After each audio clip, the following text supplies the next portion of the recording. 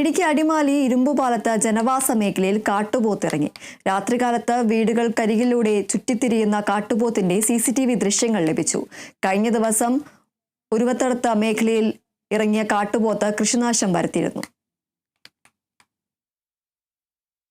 അടിമാലി ഗ്രാമപഞ്ചായത്തിന്റെ വിവിധ മേഖലകളിൽ വന്യജീവി ശല്യം വർദ്ധിക്കുകയാണ്. കഴിഞ്ഞ ദിവസം പഞ്ചായത്ത് പരിധിയിലെ 14-ാം മൈലിൽ ജനവാസ മേഖലയിൽ പുലിയിറങ്ങിയിരുന്നു. ഇതിനുശേഷമാണ് ഇപ്പോൾ ഇരുമ്പുപാലം മേഖലയിൽ കാട്ടുപോത്ത് ജനവാസ മേഖലയിലേക്ക് എത്തിയിട്ടുള്ളത്.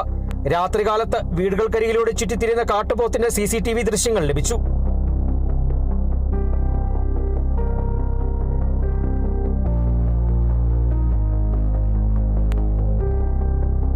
കഴിഞ്ഞ ദിവസം ഒഴിവുതടുത്ത് ജനവാസ മേഖലയിൽ ഇറങ്ങിയ കാട്ടുപോത്ത് പ്രദേശത്ത് കൃഷിനാശം വരുത്തിയിരുന്നു. ഇതിനുശേഷമാണ് കാട്ടുപോത്ത് ഇരുമ്പുപാലം മേഖലയിലേക്ക് എത്തിയിട്ടുള്ളത്. ജനവാസ മേഖലയിൽ വന്യജീവി ശല്യം വർദ്ധിക്കുന്നത് ആളുകളിൽ ആശങ്കയ്ക്ക് ഇടവരുത്തിയിട്ടുണ്ട്. കാട്ടുപോത്ത് പകൽ സമയത്ത് ജനവാസ മേഖലയിലേക്ക് എത്തുന്ന സ്ഥിതി ഉണ്ടായാൽ അത് വലിയ അപകടത്തിന് വഴിയൊരുക്കും.